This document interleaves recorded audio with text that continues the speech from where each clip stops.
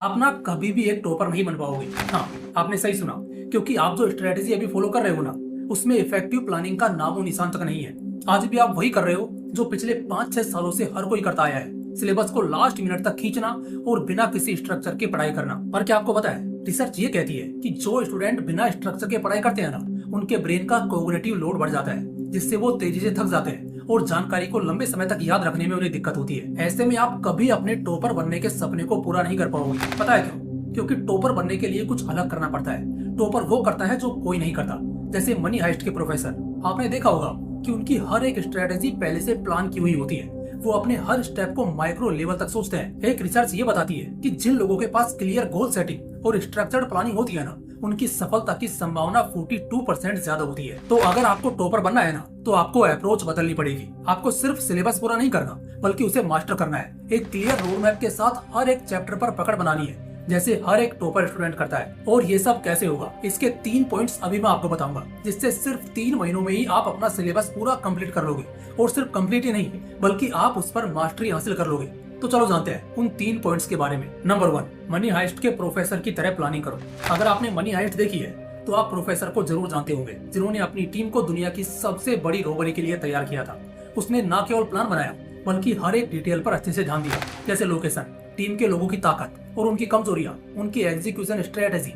यानी कि प्रोफेसर ने हर प्रॉब्लम को बारीकी से समझा और उसका सॉल्यूशन निकाला। और यही रीजन है कि प्रोफेसर अपनी टीम के साथ मिलकर इतनी बड़ी चोरी को अंजाम दे पाया। और यही सब कुछ आपको अपने सिलेबस को खत्म करने के लिए भी करना होगा। प्रोफेसर ने अपने प्लान का स्टेप बाय स्टेप ब्रेकडाउन किया। उसने हर एक टीम मेंबर को उनके काम के लिए अच्छे से तैयार किया, उन्हें ट्रेनिंग दी और उनकी वीकनेस और स्ट्रेंथ के बारे में अच्छे से जाना। वैसे ही आपको भी अपने सिलेबस को चैप्टर्स में तोड़कर उन्हें प्रायोरिटाइज करना होगा। हर सब्जेक्ट को एक क्लियर रोड मैप देना होगा, ताकि आप हर चैप्टर को अच्छे से समझकर उस पर फोकस्ड होकर काम कर सको। आपको प्रोफेसर की तरह ये सोचना होगा कि यार कौन से टॉपिक्स आपके लिए चैलेंजिंग हो सकते हैं और आपको उनसे कैसे निपटना है। प्रोफेसर ने अपने प्लान में आगे चलकर क्रिएट होने वाली प्रॉब्लम का सामना करने के लिए भी अपनी टीम को तैयार किया था। उसके लिए भी उन्होंने अलग से प्लान बनाया था। तो आपको भी कुछ इसी तरह से हर चीज की पहले से ही प्लानिंग करनी होगी। आपको भी ये ध्यान रखना होगा कि कौन सा ऐसा सब्जेक्ट है जो एग्जाम टाइम पर आपके लिए बड़ी मुसीबत बन सकता है, ताकि आप पहले से ही तैयार रहो। अगर आप हर सब्जेक्ट को एक छोटी रोबरी की तरह देखोगे ना, जिसमें आपको प्लानिंग, पढ़ाई और प्रैक्टिस करनी है, तो आप अपने सिलेबस को बहुत अच्छे से कंप्लीट कर लोगे। और हाँ, इस प्लानिंग में टाइम लाइन सेट करना बिल्कुल भी मत भूलना, क्योंकि प्रोफेसर ने भी अपनी रोबरी के लिए एक फिक्स टाइम सेट किया था कि उन्हें किस दिन बैंक से बाहर निकलना है। तब जाकर वो इस चोरी को अंजाम दे पाए। देखो, इस चोरी को सफल बनाने में अगर किसी चीज का सबसे बड़ा हाथ है ना, तो वो है सिर्फ और सिर्फ प्रोफेसर की प्लानिंग। क्योंकि उन्होंने कई सालों तक बैठकर इसकी प्लानिंग की थी और प्रोफेसर ने इसके बारे में अपनी टीम के अलावा किसी को भनक तक नहीं लगने दी। क्योंकि उन्हें पता था कि अगर प्लान गलती से भी लीक हो गया ना, तो सारी मेहनत बर्बाद हो जाएगी। ठीक इसी तरह से आपको भी अपनी प्लानिंग के ढिंडोरे नहीं पीटने हैं कि यार मैं अपने सिलेबस को ऐसे कंप्लीट करूंगा, इस तरह से प्लानिंग करूंगा और फिर देखना मैं कैसे टॉपर बनता हूँ। आपको ये सब नहीं करना है। आपको प्लानिंग तो करनी है, लेकिन एकदम सीक्रेट तरीके से। मेरे कहने का मतलब है कि आपको प्रोफेसर की तरह एक तगड़ी वाली प्लानिंग करनी है अपने सिलेबस को कंप्लीट करने की। तब जाकर आप टाइम पर अपने सिलेबस को कंप्लीट कर पाओगे। चलो अब आते हैं पॉइंट नंबर 2 पर। Point number 2, use Pomodoro technique. जैसे मान लो आपने प्रोफेसर की तरह एक तगड़ी वाली प्लानिंग तो कर ली है, तो अब बारी है पढ़ाई करने की। और उसके लिए आपको यूज करना है पोमोडोरो टेक्निक का। ये टेक्निक स्टडी की सबसे बेस्ट टेक्निक मानी जाती है। और ऐसा मैं इसलिए बोल रहा हूँ क्योंकि वो व्यक्ति जिसने इसे बनाया था ना, वो पढ़ाई में बहुत कमजोर था, लेकिन इस टेक्निक का यूज करके उसने एजुकेशन फील्ड में झंडे गाड़ दिए थे। और जब उसे लगा कि ये टेक्निक सच में वर्क करती है, तो वो इस टेक्निक को इस दुनिया के सामने लेकर आया। जी हाँ, मैं बात कर रहा हूँ फ्रांसेस्को सिरिलो की, जिसने इस टेक्निक को बनाया था। और इस टेक्निक में हमें बेसिकली एक 30 मिनट का साइकिल पूरा करना होता है, जिसमें हमें 25 मिनट तक पढ़ना होता है और 5 मिनट का ब्रेक लेना होता है। चलो अब मैं इसे अपने शब्दों में सिंपल तरीके से समझाता हूँ। जैसे मान लो आप पढ़ने बैठे और आपने पोमोडोरो टेक्निक का यूज किया और आपने एक पोमोडोरो कंप्लीट भी कर लिया। यानी कि आपने 30 मिनट का टाइम लिया, जिसमें आपने 25 मिनट पढ़ाई की और उसके बाद आपने 5 मिनट का ब्रेक लिया। तो आपने यह जो 25 मिनट की पढ़ाई की है ना, ये वो उस 1 घंटे के बराबर है जो आप इस टेक्निक का यूज करने से पहले पढ़ते थे।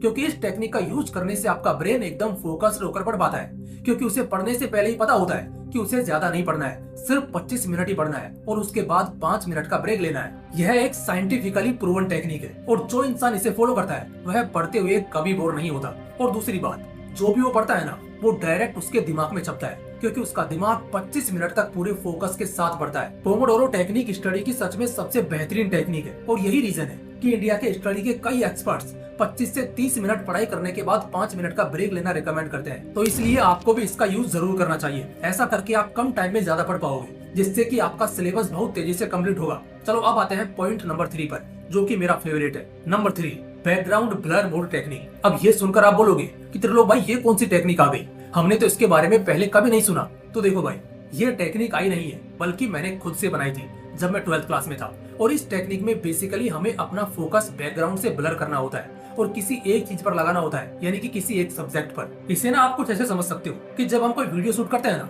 तो उसमें फोकस सिर्फ सब्जेक्ट पर रखा जाता है और बाकी के बैकग्राउंड को ब्लर कर दिया जाता है, ताकि आपका ध्यान सिर्फ एक जगह पर रहे, यानी कि सब्जेक्ट पर, ना कि पूरे बैकग्राउंड पर। अब मैं आपको ये समझाता हूँ कि इस टेक्निक का यूज आप कैसे कर सकते हो अपने सिलेबस को पूरा करने के लिए।